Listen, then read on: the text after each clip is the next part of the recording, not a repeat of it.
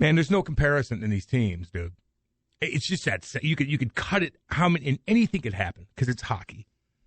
But Colorado's really good, and they're really fast, and we cannot contain them. Am I wrong on that?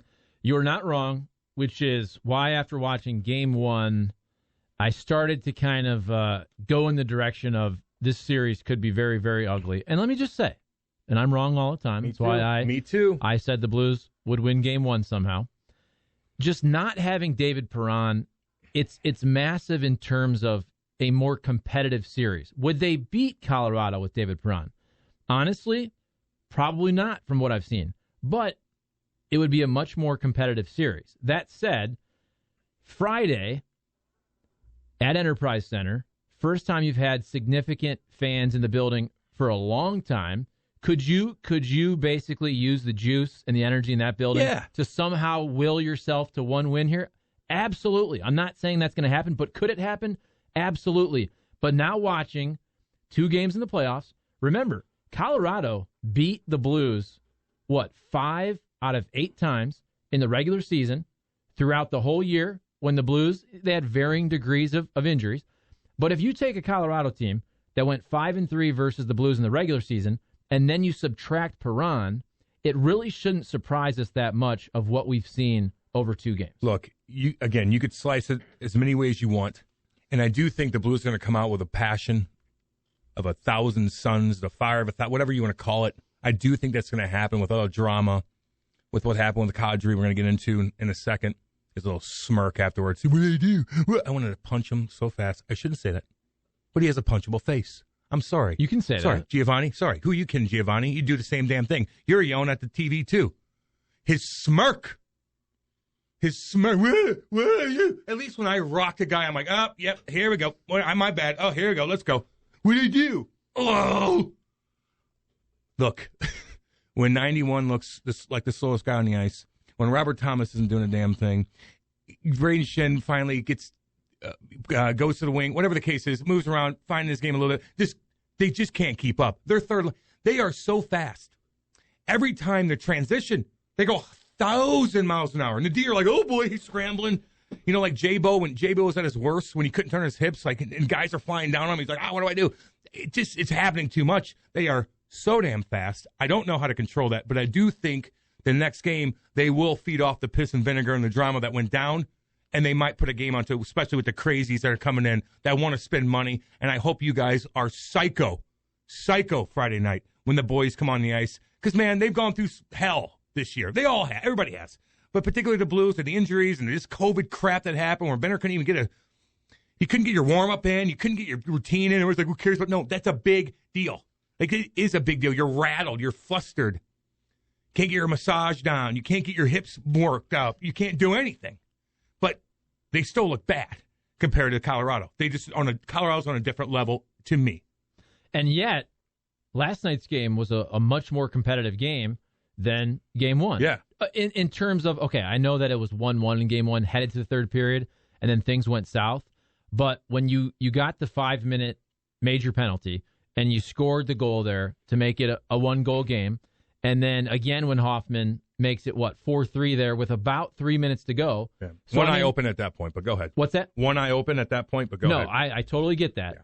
But just from a checking, from watching the game, it looked more evenly matched from the skaters' point of view. And what I'm saying is, I don't know. Well, because Game 1 was also Binner probably stopping another 2 or 3 goals that could have went in. So that game could have been really ugly. That game could have been Grubauer 7 looked good goals. too. Like he makes great. Grubauer's on his game. Like for the most part, like he's on, dude. And the other thing is, the goals that the Avalanche scored last night, the non-empty netters, as I was watching them back, and you're watching the replays, Binner screened. He screened on every one, just in perfect ways where he just does not have a great chance to see the puck. Who's pushing him around? Like, no one's pushing him out of the way. Like, where are you at, Kruger? Get him out of the way. These guys are just standing there like, go ahead. McKinnon's up top. McKinnon's at the point, just like, I could do what I want. Da-da-da-da-da-da-da. Stick handle. Find that lane. Then he throws one on net. And Benner's like, where do I go? I'm going to guess. And McKinnon knows exactly what he's doing. It looks kind of goofy. He's just out there and just throws it on that. Now, he knows exactly what he's doing. He's ripping that damn thing exactly where it's going to go. He knows where it's going to go, and everybody in front of the net knows exactly where it's going to go. And that causes goals. Like, it's crazy. 90 got owned in the first goal. Remember when Vladdy got rocked last game? 90 gets rocked, gets thrown into the corner. Remember, he loses the puck, and they go and they jam it home, whatever it was.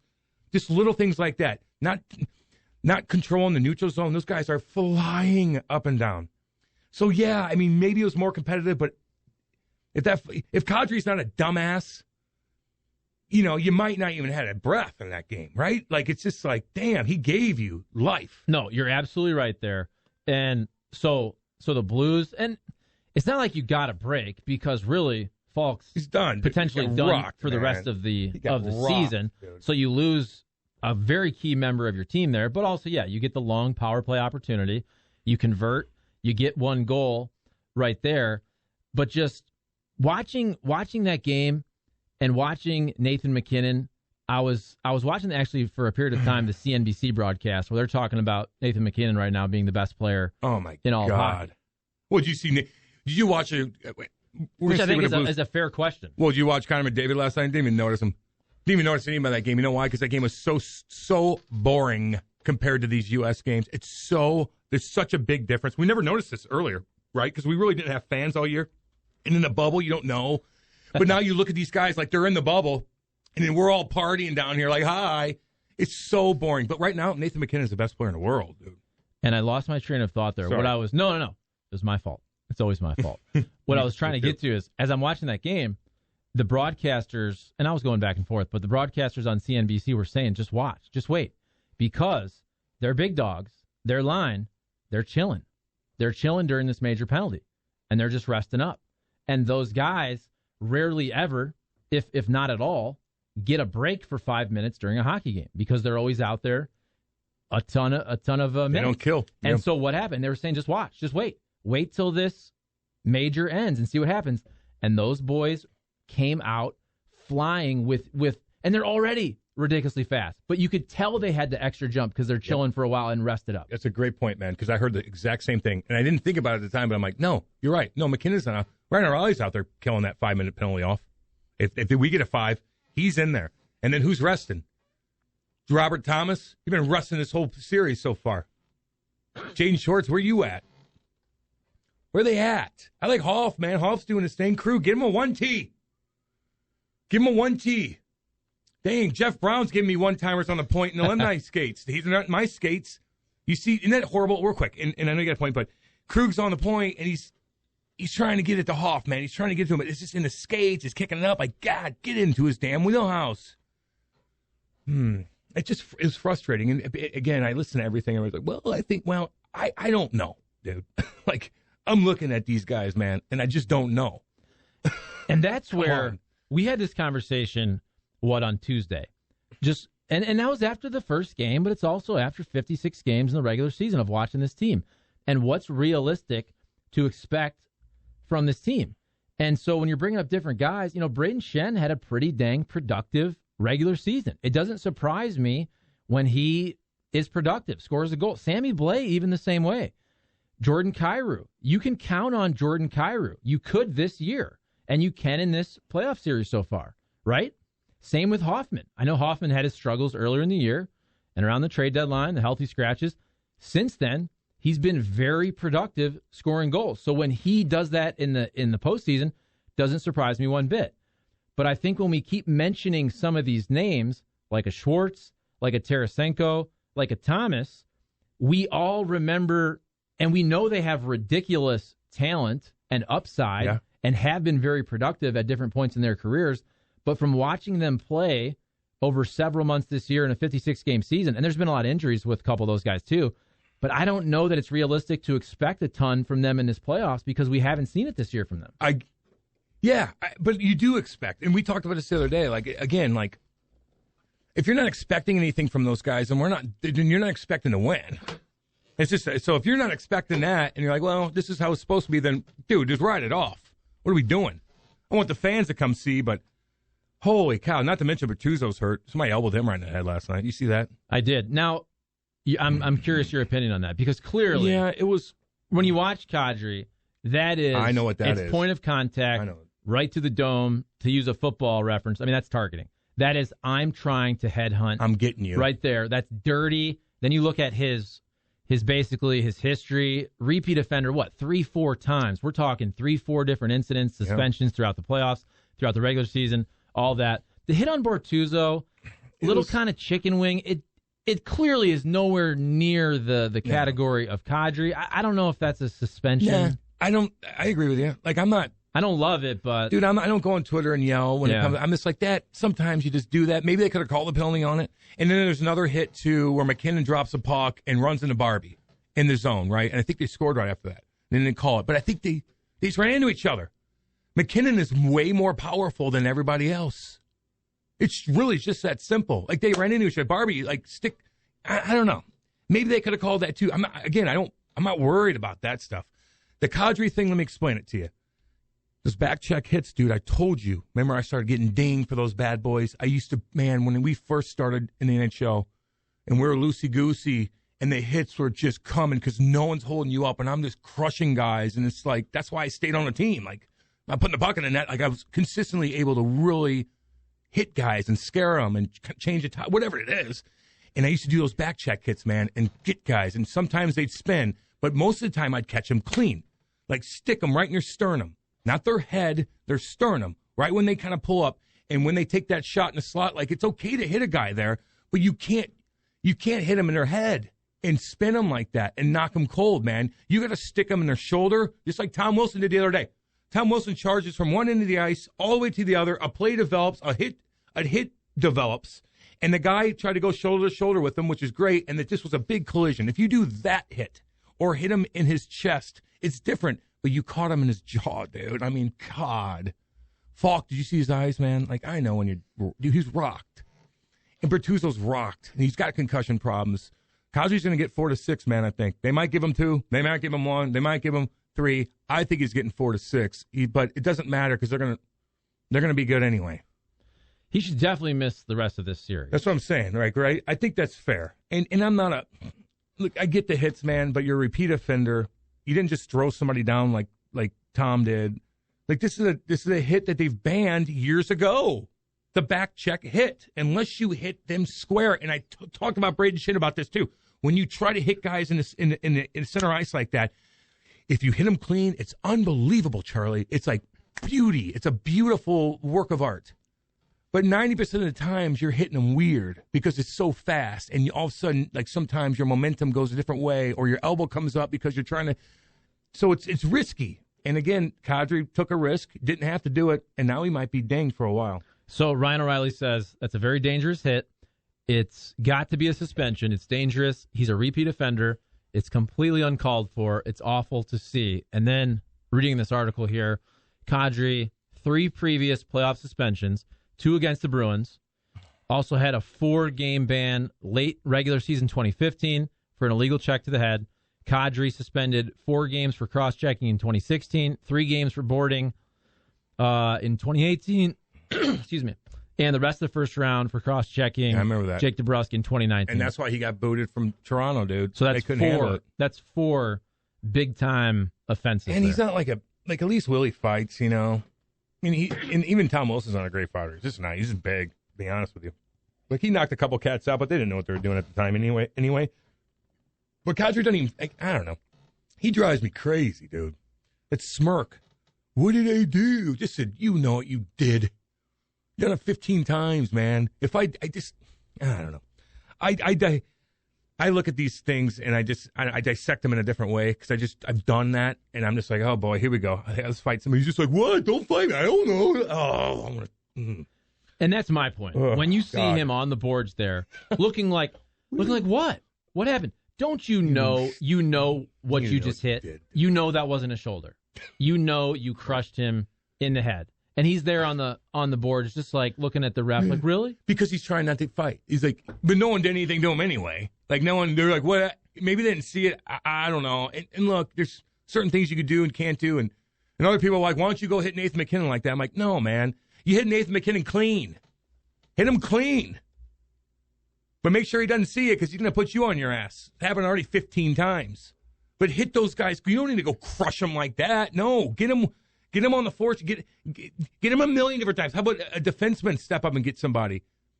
They have the puck the whole damn game. They're watching their passes at times, dude. They make mistakes. Catch them clean. Man, oh man. All right. Are you going to talk about how great Benner was last night? Yeah, I mean, both goalies are great. They've been great. He's facing a lot. He's facing a lot of shots. Stuff, dude. Think about the Blues and how they want to play defensively, just overall structure of your game. This is not the way they want to play, where they want to have their goalie facing 40 to 50 every night. And you know what? Yesterday, the whole day was effed up. It just was. You don't. Your players can't practice. Everybody's like on the team's like, what? Oh, they got what? What's going on here? It's just not good. It was a setback, and it wasn't anybody's fault but the league or the whatever. It's not the Colorado's fault. It's not the Blues' fault. It's just the way it is now, and it's not fair.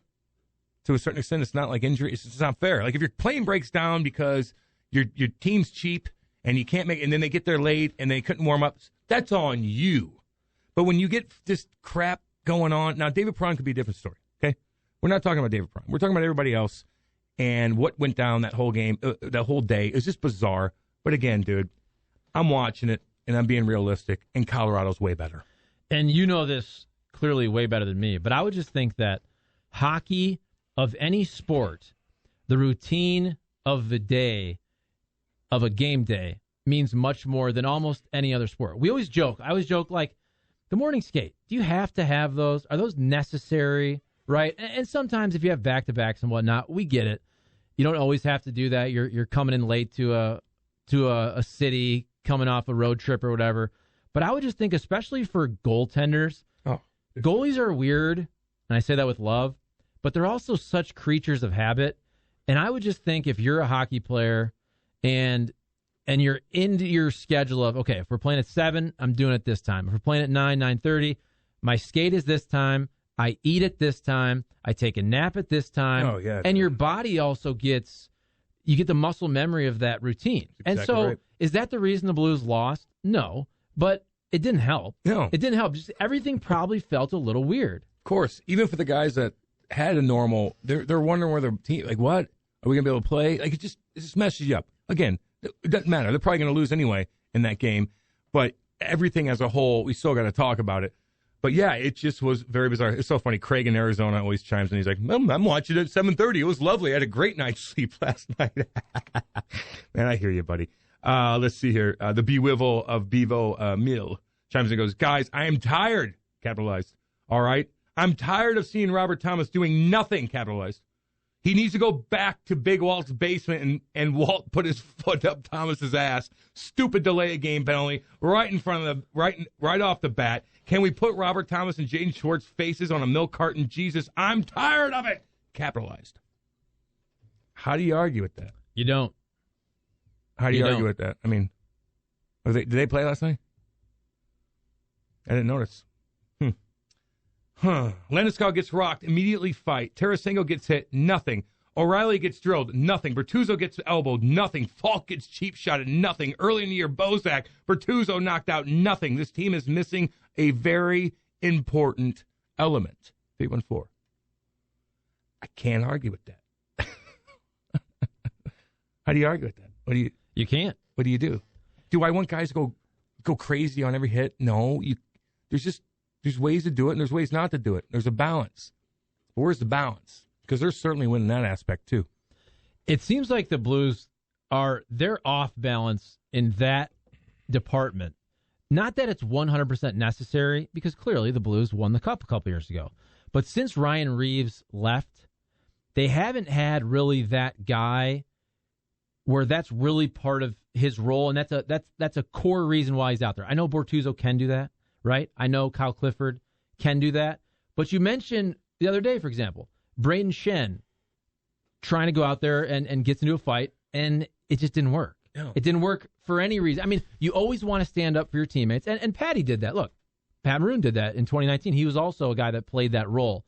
But it does seem like, from a response standpoint, that we have talked many times, going back to even Mark Stone this year, there have been a decent amount of occurrences where we say, where's the response?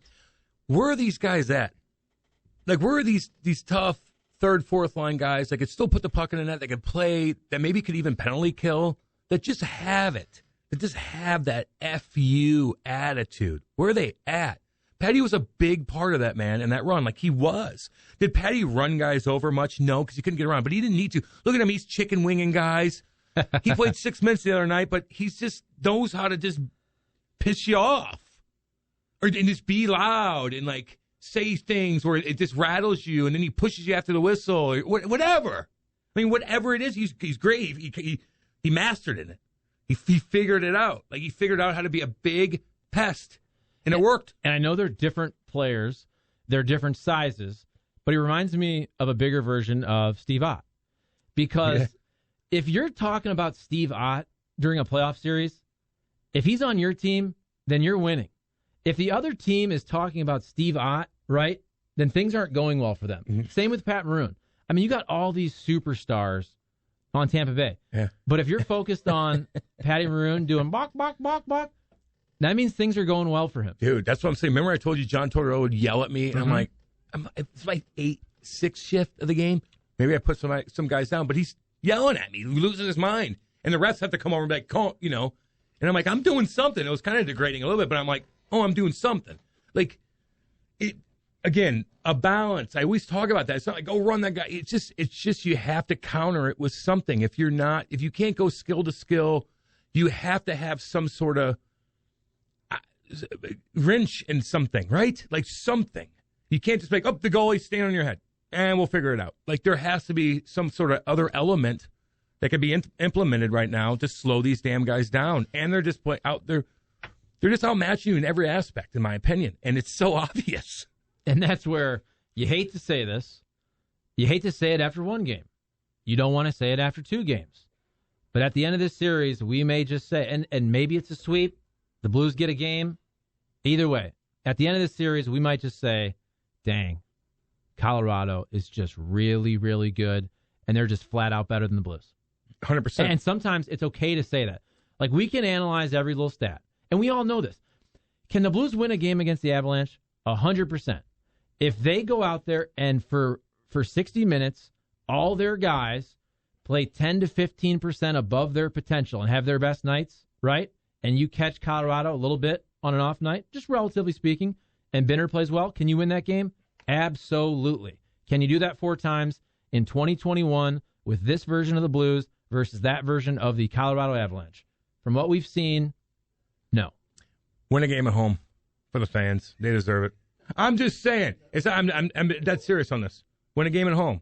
Like, if anything is going to come out of this, and I know I'm being doom and gloom, but I'm seeing what I'm seeing, guys. And if anybody wants to call in or text in and have some sort of rebuttal against me, then feel free. And I'll have an open mind like we always do.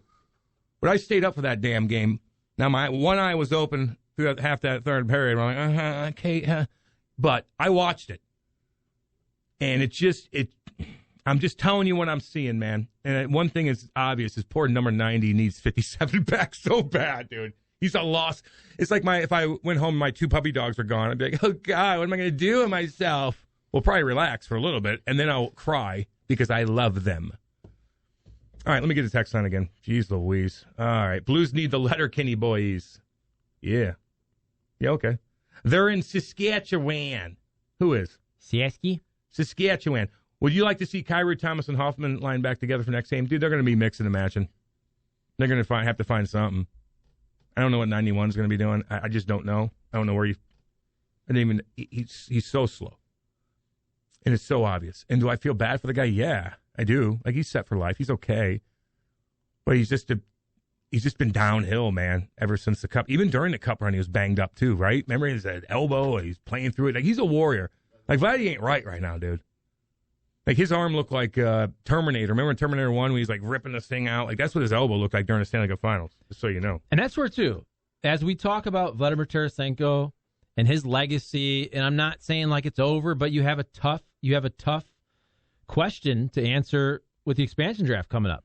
But let's also remember, you had all those great years, and then, as you said, What did he sacrifice by playing hurt for months to help the Blues win a Stanley Cup? You know, I mean, if he chills, he says, no, you know what? I'm hurt. I'm not healthy. This ain't good. Like a Jack Eichel. And he goes and he gets his surgery. Maybe he's better off. Maybe right now he's a much better player. Maybe he's much healthier. But also during that Cup run, he played hurt. The Blues won the Stanley Cup. Maybe he didn't make that beautiful play in the corner to Braden Shin in Game 7. And Shinner goes low, far side, and it's over. That's over. It's 2-0. They're starting to press. They got the talent, and all of a sudden Vladdy goes and makes a play, and he just sucked it up, and he kicks it right into the slot, and then Braden Shin scores. We're all up in the press. It's over at that point. A little scared, but it's over. So maybe we wouldn't have won. Like, you don't know.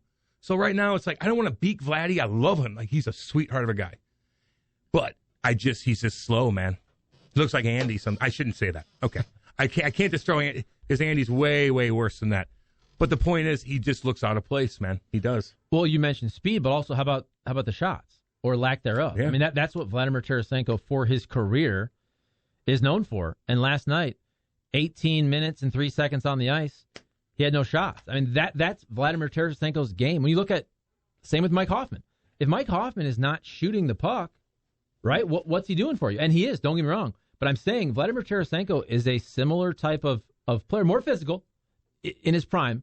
But in terms of where does he really bring value, he is a goal scorer. He has had one of the best shots in hockey. And 18 minutes, no shots. Yeah, he's not comfortable ripping it. Who do we got online there, Rock? JM? Jim? Oh, you just put JM, so that's why I said, sorry, JM. I'm going to call you JM now. What's up, baby? No, it says Jim. Oh, my bad. Read the text. Oh, I'm sorry. Hi, Jim.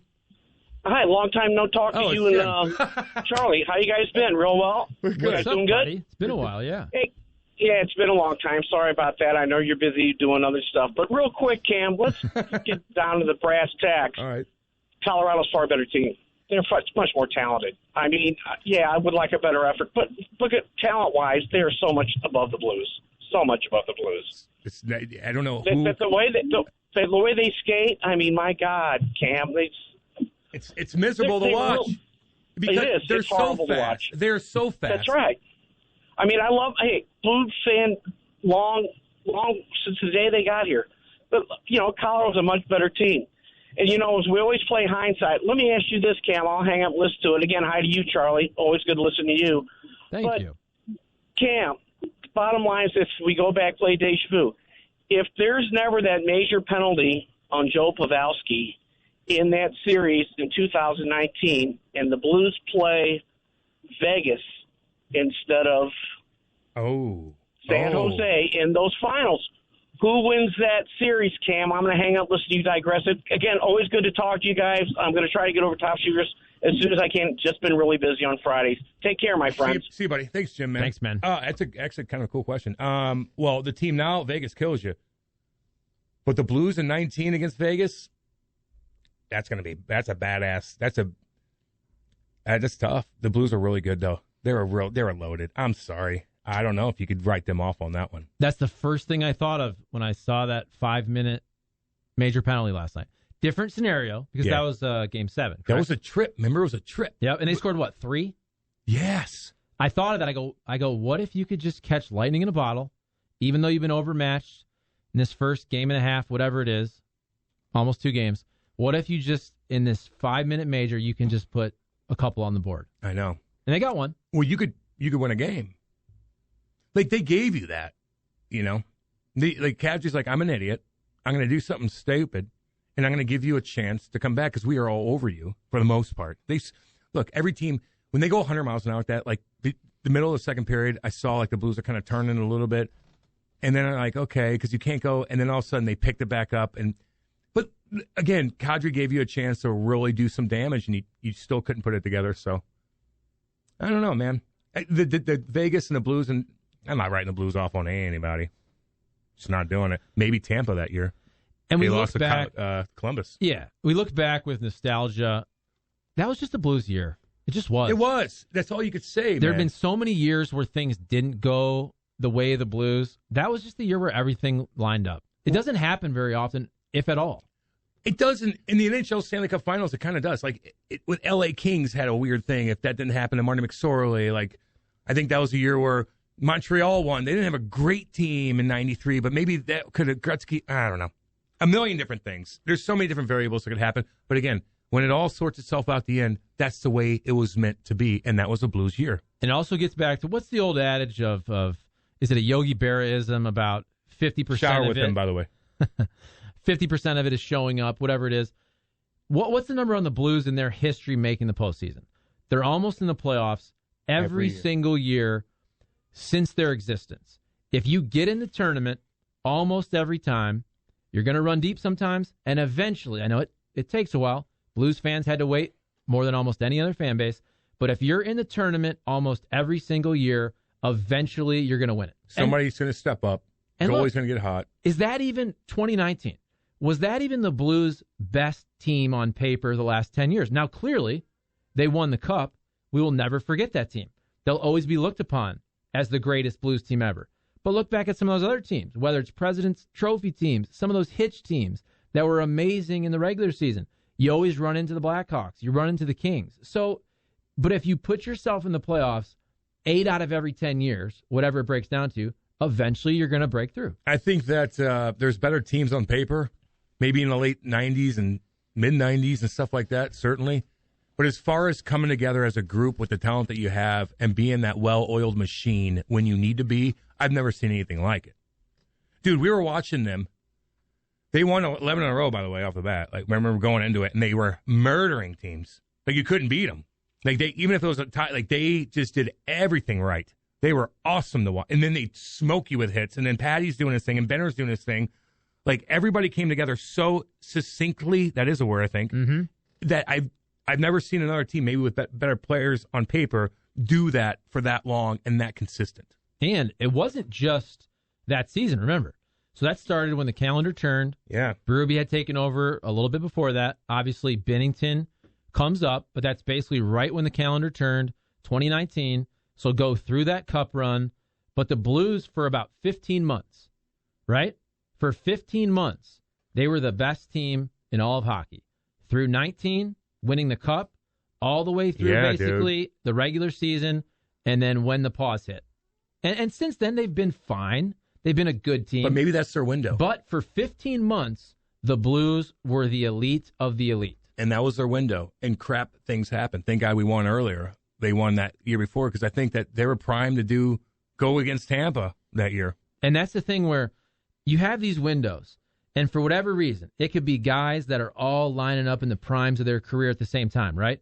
But you could have injuries. You have COVID. You have guys aging where everybody ages at the same time, right? So your window closes. But for that 15 months, you're the best. The Blues had perfection in terms of what they put out there on the ice relative to their other seasons. So Satan come along. There you go. Satan COVID. From Wuhan. So Blues, of course, lose 6-3 game 2, down 2 games to none now to the Avalanche coming back here. Enterprise Center Friday. Should be a lot of fun. I know the Blues aren't where you want to be in the series, but to see 9,000 fans at Enterprise Center on Friday, and maybe because there haven't been a lot of people in that building for the last, 15 months, can they just play off the crowd for one game here, and can those crazy fans who have been missing live sports and a real playoff atmosphere with a significant amount of fans, can they provide some energy and some juice to allow the Blues to get in there and take a game here and see if they can make it a series? Because right now, it's not trending that way. I want to say yes. That's what I want to say, Charlie. I want to believe. I want to say, you know what, this is a veteran group, and I know they've got some fight in them. This isn't a lay-down group and just fade away. But, man, Colorado's just better. And I know you guys kind of talked a little bit about the first hour with Cam, but this hour, they are better. Colorado is a better team. Can they be beaten? Yes. There is a way it can be done. It just got a lot tougher without Justin Faulk. Now, we haven't heard officially, but I can't imagine that he'll play maybe even any more in this series, at least not through the weekend. Come on, Justin Faulk or Steven Santini? You really think you got a shot with McKinnon and the group coming down against either one of those, against Santini? No, not really. No. The answer probably is no. But I got to think they should be able to get one game. Colorado is a different team outside of their building. They are so good in their own building.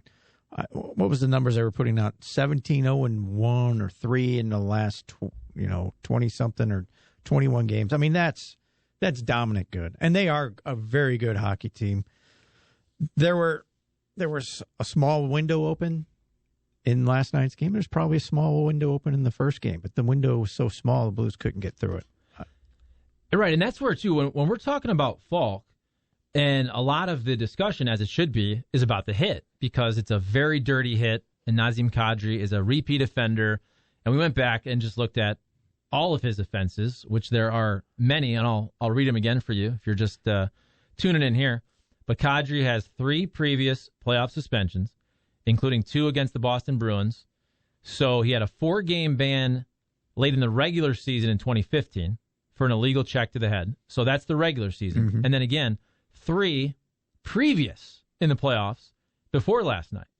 He was suspended 4 games for cross-checking in 2016, 3 games for boarding against the Bruins in 2018, and the rest of the first round against the Bruins again in 2019. So this is a repeat offender. When we were having the discussion about Tom Wilson in the regular season, now it's a totally different situation, but still, you have a guy with a reputation. And this wasn't even a borderline play, right? It's clearly wrong. It's clear intent, point of contact to the head. You can't debate that. And then it's a guy where he, over the course of the last 5, 6, 7 years, has lost all benefit of the doubt. And it does annoy you when you see him on the boards there, when the whistle blows, you still see Faulk on the ice, and the scrum starts, although it didn't get too crazy. But he's got a little bit of a grin almost, but just saying, he what? Knew what he did. What? But he's what? Yeah. After you just crush somebody right in the head with your shoulder. I hope the heck he gets at least 4. He shouldn't get 7. I mean, you got to, again, that's got to be out of the game. That's what they're trying to do. Got to protect the players. And it was just a dirty hit. I mean, there's no way of getting around that. It did open the door again. It kind of cracked that door for the Blues to get back in the game, because I didn't think they would get back in. It was 3-1 at that time. And the Blues weren't super strong on the power play. They did get 1 goal back, and they got within 1, but I thought at times they weren't as good as they should have been. They probably should have gotten 2 there, and they would have pulled even, and then who knows what happens. Then you just go, okay, anything's possible. The Kadri thing is totally dirty. The more important thing, though, I think Faulk's done. And look, they're already small margin of error for the back line. They can't miss those guys. They can't miss a Justin Faulk and replace those minutes. There isn't anybody there. You go, this guy will step in. There isn't that body anymore. So that may be the most glaring thing now moving forward. And to your point, when you ask, is there a chance? Yeah, if Faulk was there, I'd say there's a chance. But now that he's not, now you're down, your second best defenseman behind Parayko, and Parayko can still only play 25. He can't play 40. He can't play 30. Who's going to take those minutes? Well, some of them are going to be Santini. Some of them are going to be Mikkola. Mikkola played okay, but they're still going to make those rookie mistakes that you see. And as good as Parayko is and has been, I think it's fair to say this season, over the course of the entire season, Justin Faulk was your best defenseman, right? Because Parayko, I agree with that. Now again, in terms of his upside, and hopefully Parayko gets back and healthy. He had the back, and clearly that was messing with him all year. But I think when you look at Blues versus Avalanche and take it back to the regular season, where you lose 3 out of the 8 games, that's not a small sample size, right? It's not 20 games, but it's not 2. It's enough games. I mean, it's more than a series in a playoff setting to show you what these two teams have matching up. And that's across the whole season.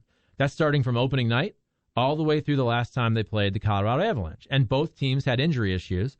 But when you look at that landscape and you see the Blues won 3 out of the 8 games, So beating them 4 out of 7 was going to be an uphill battle anyway. Yep. Look at even the Vegas odds entering that series. This is before David Perron is now missing. Yeah, there's another issue. So who's the best offensive player on the Blues? Now, Ryan O'Reilly's fantastic, and you're splitting hairs probably to say this year, is it Perron or Ryan O'Reilly? But 2 games in now to this series where you're down 0-2, you're now trying to beat a team that was already better than you and much better than you from a point standpoint, right? You're trying to beat them now, what, four times out of the next 5 games. Yeah. And you don't have arguably your best forward or your best defenseman now. And so when you lay it out like that, that is an almost impossible task. Agreed 100%. And look, when key players like that are out, at some point you try to figure out, okay, where are you going to miss them? Oh, it's right there. Last night, case in point, Faulk goes down, Blues get the 5-minute power play. If Perron is on the ice, I'm pretty sure they're going to get 2 goals. Because the guy that replaced him, and I'm not taking a shot at Tyler Bozak, but Tyler Bozak doesn't have the one-time shot that Colorado's going to go, we need to worry about the left side because Perron's over there. No, they're going Bozak's over there. And even when you looked at it from a positional standpoint, Tyler Bozak wasn't at the top of the circle. He was along the wall because he doesn't have the one-time shot. He was trying to be a playmaker there, so he needed a little more space. If it was Perron who was on that 5-on-5, it would have been, okay, choose your poison. You want to go left, you want to go right? Because you saw they kept trying to get it to Hoffman, and Krug just couldn't quite get it in the wheelhouse. And then when he did, they were blocking shots because they knew there's one guy that's going to shoot the puck on this power play right now, and it's going to be Hoffman. He's just going to take shot after shot after shot. If Perron's on the ice, they would have gotten another goal out of that. I truly believe that. That's where, in a key moment, that's where you miss one of your key guys. That would have made a difference because then it's a tie game, and then you're just going to, throw the balls up in the air and take your chance. So, again, that's why when I say it's important that Faulk's out now, you're going to see a moment where you're going to go, oh, if Faulk was in there, we'd be a heck of a lot better. And you saw it last night with David Perron. And we said throughout, before, during, after these first couple games, that you have to – you're never going to stop their top line, right? But you can't let them go bananas. That's the thing. You know they're going to get their points. And so after game 1, that line had 8 points. And all we discussed was, man, that line was flying. And you just have to bring it down a little bit, right? They're going to get their goals, but it can't be 8 points every game.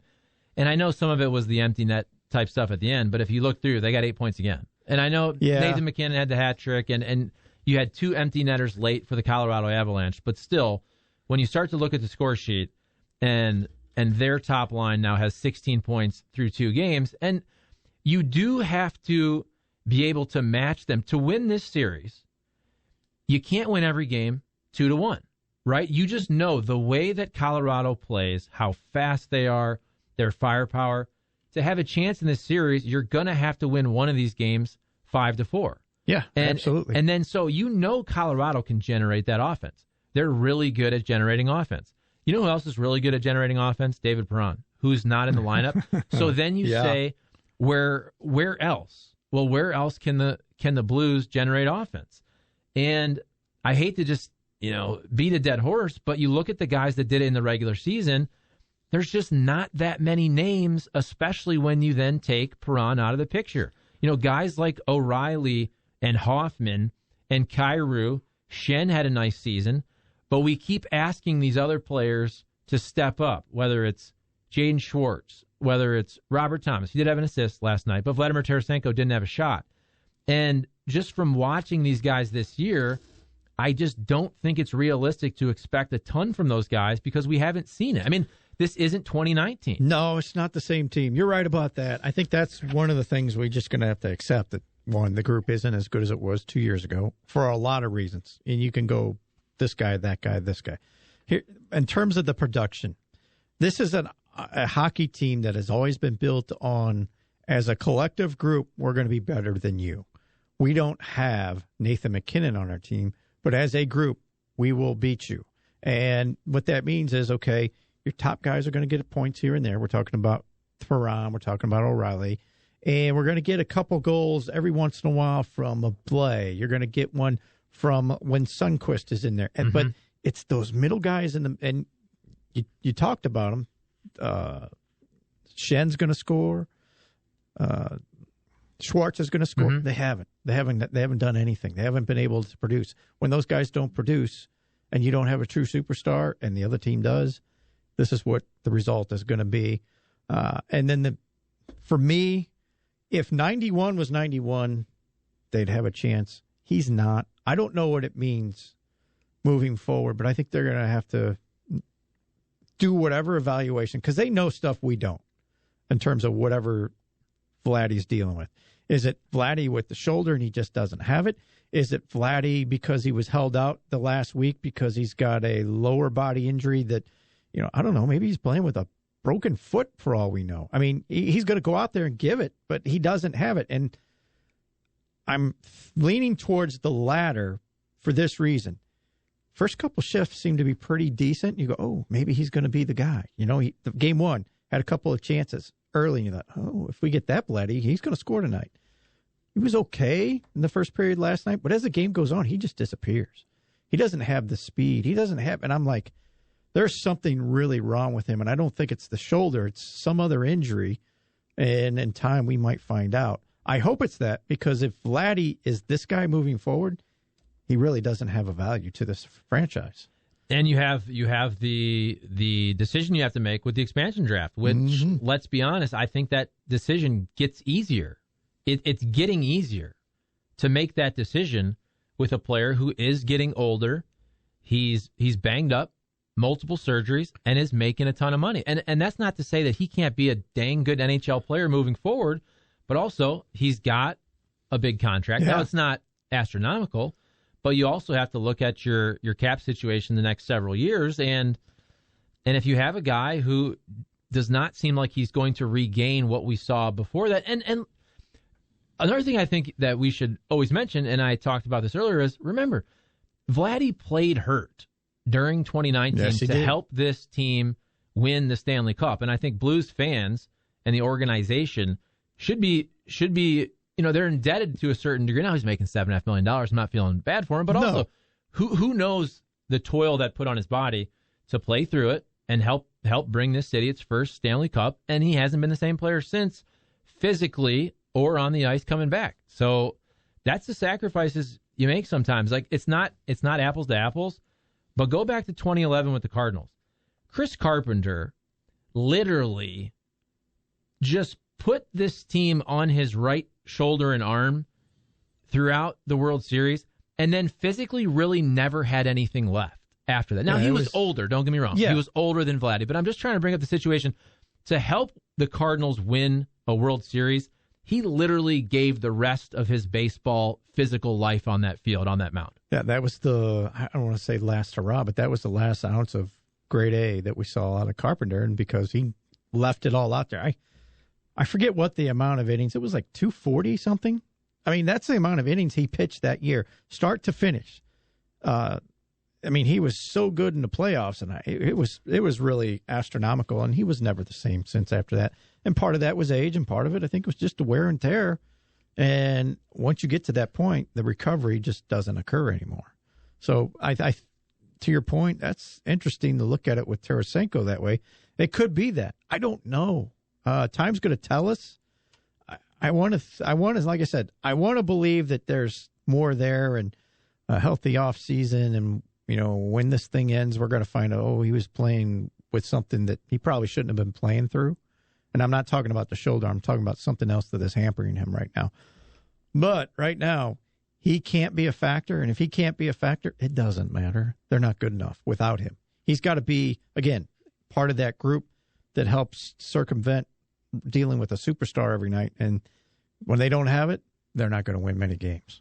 Because I'm a stat nerd, and you brought it up, I wanted to check it out. And so Chris Carpenter, in 2010, threw 235 regular season innings. In 2011, led the league 237 and a third regular season innings. So back-to-back years, led the league in games started with 35 in 2010, 34 in 2011. Of course, the Cardinals did not make the playoffs there in 2010. Right. So 2011, he throws 12 innings in the DS, 5 innings in the CS, and 19 innings in the World Series. So my quickie math there is 36 innings in the postseason after 237 and a third. There's even more than so I that's thought. 270 plus. Yeah, that's even more than I thought. I mean, that's unheard of anymore. I mean, J.R. Richard, the guys used to throw that in a regular season back in the 80s. Not anymore. I mean, now, well, heck, let's go in the last 10 years. If you threw 200 plus, you were like, timeout, we need to load management. Now it's like you get up to 170 as load management in 2020. It's a different story. So, yeah, those were amazing numbers. 270. I didn't realize it was that many. That is a ton of innings. All right, text line 855-282-8255. Big Al sending in a picture of him where I don't know if he has a wig on, but it's not a pretty picture whatsoever. Flip phone Stan texting in. Mm-hmm. When you see teams like Colorado and Vegas play, you realize how bad of a passing team this Blues team really is. They struggle hitting guys in position where they can shoot immediately. They always have to wrangle the puck in before shooting it. That is flip phone Stan. They have struggled with the passing in this series. I was a couple times like, put it on the tape. Just getting in and out of the zone. And like I said earlier, that power play, they kept trying to get it to Hoffman. They couldn't get it in the wheelhouse. And part of that's just the pressure being put on by Colorado. Flip phone Stan again saying Blues have 3 players that are way overpaid for their value on the ice. Schwartz, Tarasenko, and Krug. They are all below average players at best. That's flip phone Stan. From the 214, text in, tell us your name, and where's the 214? I'm not sure where that is. He says, or she says, Doug Armstrong, does Armstrong get a lifetime achievement status with the Blues and is protected forever because there are a number of really bad contracts on this team? And I would say, so a number of really bad contracts, your top-end contracts. O'Reilly, that's a great contract. Yeah. Tarasenko, I get it. That's more because of injury. Yeah. Fair to say. If Vladdy is healthy, that's a nice value. Torrey Krug, in year 1, I think it's fair to say, look, I mean, he had a ton of assists, not a lot of goal-scoring production in year 1. So that's fair, but it's 1 year. We said similar things. A lot of people said similar things about Justin Faulk last year. Right? Yeah, in absolutely his first true. year. Yeah. And that conversation is not being had as much after what you saw him do this year. And keep in mind, look, we're always going to compare him to Petro, and he's not. He never was going to be. But also remember, he didn't get Petro's money. Petro got 9. Mm-hmm.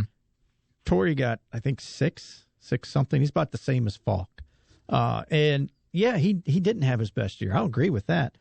But in time, I think there'll be a pretty good value out of that in time. Now, I see some of the defensive deficiencies and go, oh, I thought Torrey was better in this area or that area. But, look, 1 year doesn't make you a bust or boom in a contract. Let's evaluate after 3 more years. If it's the same in 3 years, and I go, yeah, they probably overpaid. But we'll see. And also with Doug Armstrong, it's fair to critique everything, though. So have there been some times where you give a guy a contract and he's up there in years, and at the end it doesn't look great? That's fair with some of these guys, whether it's Steen. You could even go back to Berglund a couple years ago. He's also really good, though. He's been really good at getting rid of those deals where you do have to attach a first-round pick, but in a trade, just absolutely getting steals for the likes of Ryan O'Reilly, That was Braden Shen. Even, how about a lesser trade like Oscar Sundqvist? Go back to that. Marco Scandella is a move that we don't really talk about whatsoever. And then big picture, just look at their cap situation. You don't have $10 million players. You don't have $11 million players. So if you want to complain about Tarasenko after injury at 7.5, but their cap situation is very manageable with a bunch of solid players who are making $5, $6, $7 million. I can appreciate when people are going, this guy's overpaid because he's not performing. I get all that. I can appreciate some of the statements. 2 years ago, we were going, my goodness, this thing was put together like a puzzle, man. This is perfect. This piece fits, that piece fits, that piece fits. And they won. And what was the narrative? Kind of what we were talking. They don't really have a superstar. They don't really have a Hall of Famer. They don't have a $10 million player. They have to figure out what they're going to do with Petro in a year or two. But this was put together pretty well. And now, guess what? You're not going to win every year. It took 52 years to win the first one, for crying out loud. That's not making an excuse for somebody. That's reality. And, they're going to have to retool this thing. 100%. We are finding out the Blues need a little more speed, right? What goes without saying. Probably use a little more toughness somehow, some way, in terms of playing the heavy game. I'm not talking about a guy that's going to go out there and just start throwing punches. I'm talking about a team that plays a little more physical. They're not the same team they were a year ago.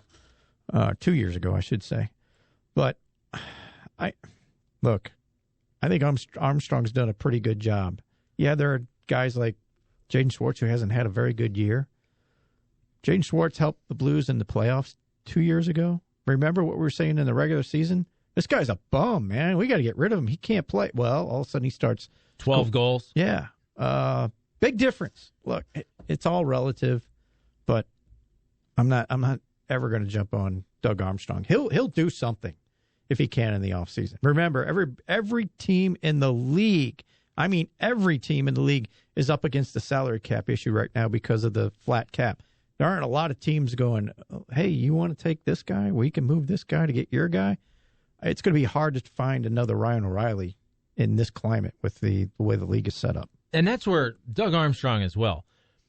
This is not going to happen, by the way. But if Doug Armstrong, for whatever reason, left the Blues, there would be a million teams signing up to bring Doug Armstrong aboard.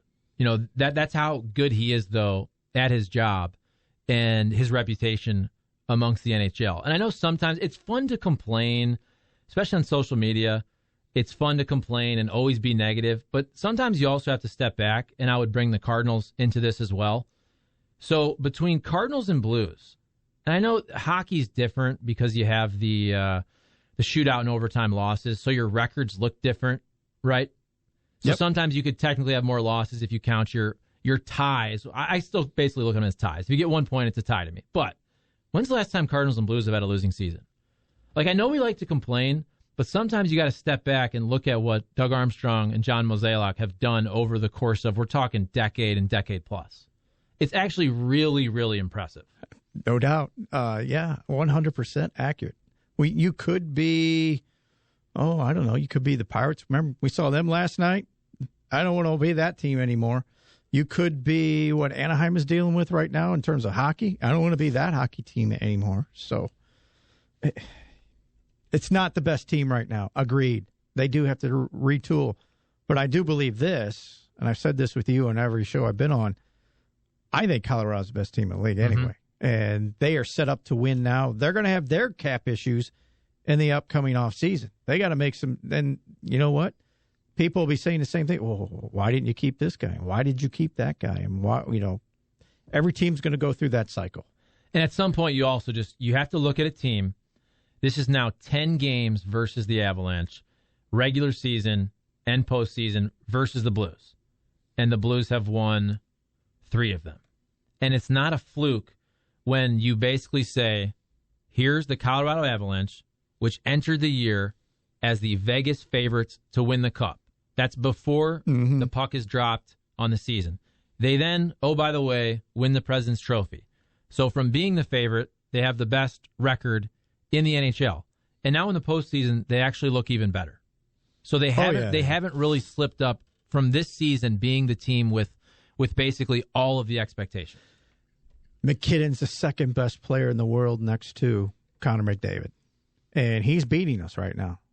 And there's just no answer for that. Sorry, I don't like it either. You mentioned how he's scoring. Well, they figured out what we're going to do. We're going to put a bunch of traffic in front of the net, and he's so good from wherever distance he's at inside the blue line. You just sit there and you pick your spot. What did he do on the 2 shots from the point that he scored on those goals in the first 2 games? Sat back there, back and forth, back and forth, back and forth. Wait for the one opening as the guys go back and forth in front of the goalie. And he goes, there's the spot, rips it, and you go, How'd he get it through? That's because he's that good. It's not one of your defensemen taking that shot. It's the second best player in the world taking that shot. He could thread the needle, and that's what they're doing. And that's where you go back and you look at the 4 goals scored against Jordan Binnington, and there was ridiculous traffic on all those goals last night. And you've been there a million times. You go to a practice before or after, what are these guys doing?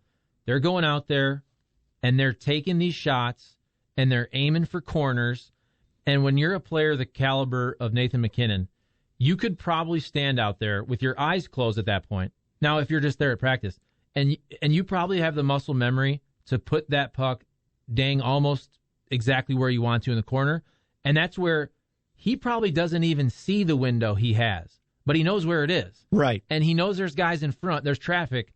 But if he shoots it enough times, it's going to go to that spot, and by the time everybody clears out, boom, goal. He's that good. Look, somebody posted a video of them having their power play practice the other day prior to the series on. And it was basically get the puck to the left to MacKinnon, and he'd sit there and he'd go back and forth, back and forth, back and forth, and he'd throw it to Makar, and then he'd throw it back to MacKinnon. That's all they practice. And MacKinnon, it was just what we saw last night.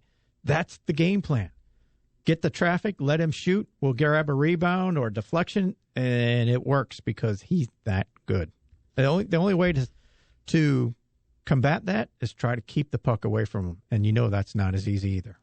Text line 855-282-8255. Flipper Bean says, I missed Sonny. I'm confident Seattle wouldn't take 91. That I exposed him. I exposed Tarasenko to protect Oscar Sundqvist. Another guy, we focus on the injuries that have happened lately, or I say injuries also, illness with COVID. So we talk a lot about Faulk because it just happened last night and probably won't have him the rest of the series. Perron with COVID. We probably don't discuss enough just the identity of the Blues. We probably go back to 2019 too much, but hey, it's fun to think about the Cup and the nostalgia and how the Blues won. The identity of that team was the Sonny, Barbie, Steiner, starting that line, rocking folks. So we probably don't discuss enough how big of a loss Sundqvist is just from the style of play that the Blues have played and how they win the last couple of years. Agreed 100%. He's a big part of what this team's makeup is. He's good on killing power play, or penalty kill as well. He and Barbie were great together. You talked about if you have Barbie and Sonny back on with whoever you want to put on a third line, our fourth line, the fourth line is automatically better.